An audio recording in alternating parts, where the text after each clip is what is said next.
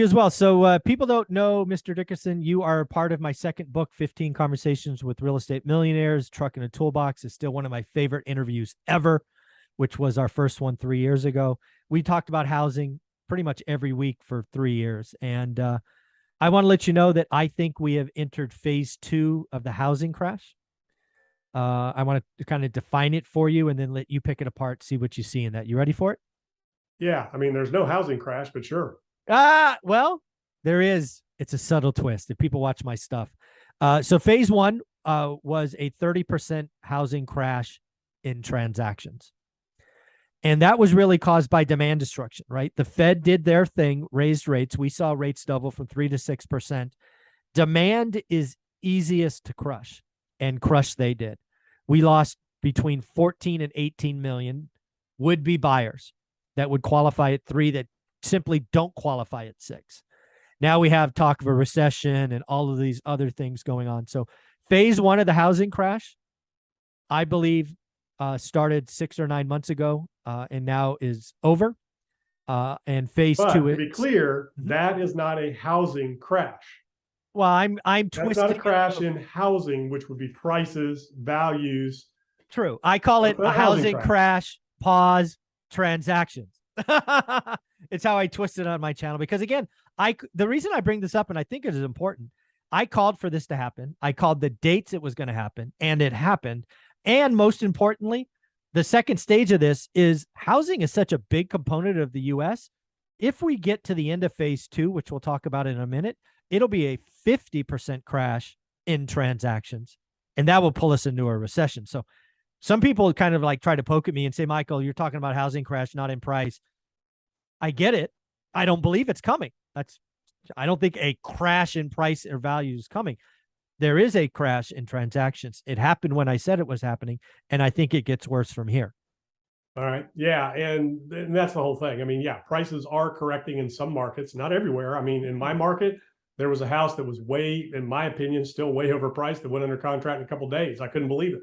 Yeah. So it's still, stuff is still happening that just doesn't make any sense. And the big price reductions we're seeing are on properties that were way overpriced to begin with. Wish pricing. We haven't seen a real correction. We haven't seen a real crash yet. And there's still a lot of people on YouTube calling for a housing crash and this, that, and the other. And you just don't have enough inventory right now. You don't have enough forced sellers in order to, create a real housing crash like we saw in 08 and 9, and not even to that level. Let's just say 50% drop in values, of real values, not escalated values that we saw over the last couple of years. You got to go back to pre-pandemic, pre-2% interest rates or 2.5% interest rates and go from there and then drop back. Yeah. Not these levels that we've seen the last couple of years, because they're just levels that really don't make any sense. Yeah. Well, here's phase 2, right? So phase 1, demand destruction. Phase 2, you actually hinted at or actually talked about it in video number 1 today. It is supply destruction, interest rate lock-in, whatever you want to call that, right? According to Black Knight, it's been quoted lots of places. 13% of residential owners have below 3, 50% of residential owners below 3.5, and 80% of loans are below 4. As rates go higher, they now are at a cycle high. I believe they go higher and could touch 7. We are going to see record supply destruction. Honey, we don't need to move. It's unaffordable to move. There are, in fact, people, the rate difference, the weight spread between 3 and 7 is so big. Greg, there are people that got a yes answer at 3 that will get a no answer at 7. So we are going to see this phase 2 be an epic, slow grind of just record low supplies, almost no qualified buyers. It's going to be painful. And I say this started September 15th, and I think it goes till March 15th. And then what happens after March? I don't know. So housing crash 2, crash in listings. Yeah. So you got transaction crash, you got listing crash, but yeah, the realtor economics, weekly update, I got that in my inbox this morning.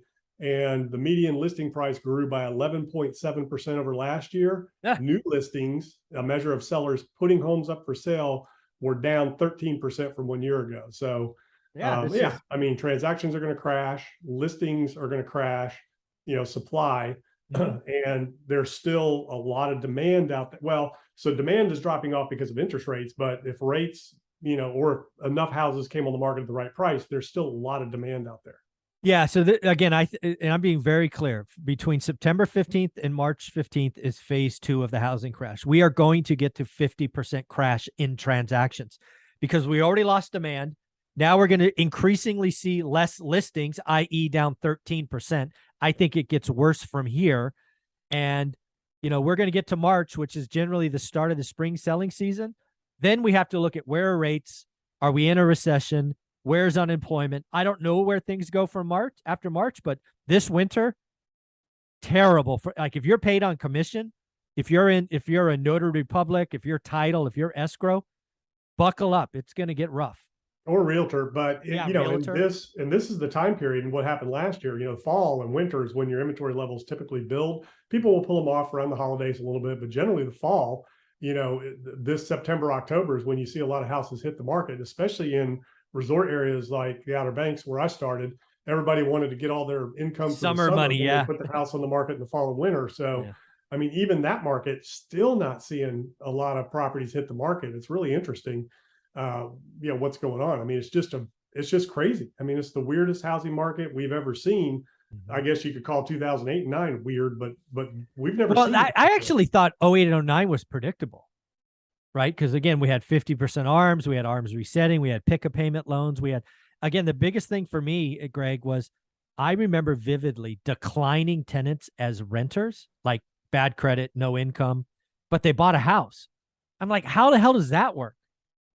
And see, I didn't know. I mean, I thought it would never end. Back then I was young, bull market. That's all I knew. Everything was going straight up. Real estate, whatever you bought today was worth more tomorrow. Yeah. And, scarcity, right? They're not making any more of it. Yeah. So I didn't think that would ever end. And, I remember when the shift happened and it happened quick. I had $40 million worth of development projects that I just completed. And I had construction loans. I was paying 9.75% interest. I had over $100,000 a month going out on construction loans for all these projects. And I was trying to get my permanent financing that I already had commitments for. I was already, offered these loans in commitments. Of course, they're non-binding. They can always change at the last minute. But then, all of a sudden, I don't know what it was, September, October of 08, 09, whenever that was happening, when the banks were collapsing, I was going to get the permanent financing on these things and they wouldn't do it. Yeah. Like, nope, sorry. Lehman Brothers was where they all came from. And I had no idea. I had no idea. I had Bank of America, I had Lehman Brothers. And nobody wanted to finance these houses, even local banks. It was crazy. Yeah. So this is the weirdest housing market because, again, somebody who's been studying it for this long understands economics. Demand destruction was easy to predict. That was the first 30%. What we are seeing now really goes back to 1980, 81, supply destruction. And I think you shared a story about your parents, I believe. I could be wrong. But basically they sold a house when we moved from Florida back to Virginia, which is where I'm from, Virginia Beach. And they had to offer a second. Exactly. They had to offer a second to the buyers so they could get into that house because the market back then was, I guess, bad. And that would have been 1984. Yeah. So the early 80s, I believe that's coming back, right? We're not there yet. Housing doesn't move that fast, but we are going to get to a point, especially if unemployment goes up, rates stay up, where that will be a very common thing, just like the early 80s, right? You'll be a seller. You think your house is worth 400. A buyer can only get approved for 325 or whatever it is. And what you'll do as a seller is you'll say, great, I will take a second, no payments, a balloon in 10 years, right? When the market's better. And that'll be another way how housing transactions get done, a la 1984 and your parents.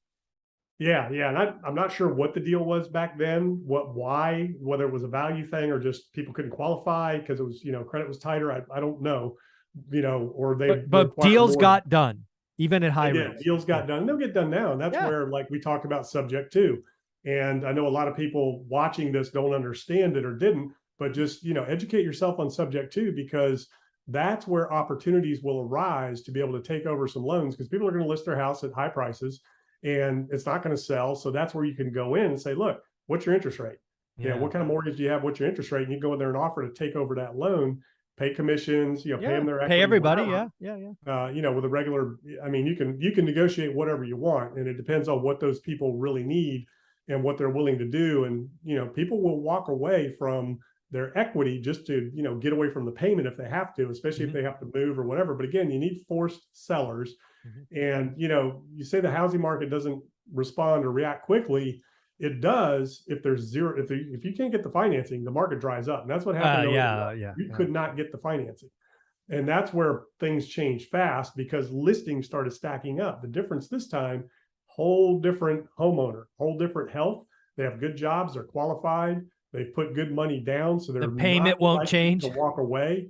Versus before, where it was zero down, or you got your money back and you refied. A lot of people have done that this time. They refied into these loans, so they pulled their equity out. So it's a very interesting time. And if you can find somebody that's trying to sell a house and it's not moving, you can always ask them, about their loan, and if they'd be willing to, finance or do a subject to or whatever. It's actually funny you bring that up. I want to prove that this is going to work. So one of the things I'm thinking about doing, there's a zip code in Fresno, 93730. It's a highfalutin area, it's the nice area in Fresno County. I'm thinking about going into that market, probably working with an agent, find every listing over 90 days on market, probably using PropStream to figure out their equity position, or at least an estimate. And I'm going to go after everybody who's got 60 or 70% equity and say, hey, I can give you your price, but my terms. And then I'm going to potentially get $1 million rental just to prove it works. Because again, if we have a conversation and we can put it in place where I could cash flow $1 million home just to prove seller financing, I think I'm going to do that. So it should be fun. Yeah, that'd be a good case study. And, do a subject too. Just take over the property and leave the loan in place. And I mean, those deals are getting done all day, every day, commercial and residential. Yeah. So I think I'm going to give that a shot. And then lastly, just because we said phase 2 started, I think phase 3 will be March 15th. I have no color on March 15th, 2023. Again, where are rates? Where's the economy? Where's unemployment? We will get there, but the next 6 months are going to be rough. We are in a housing depression as far as transactions go. Greg, any closing thoughts, and where can people find you? No, I love your little spin. Yeah. So gregdickerson.com, that's where all my info is. Go check it out. Awesome.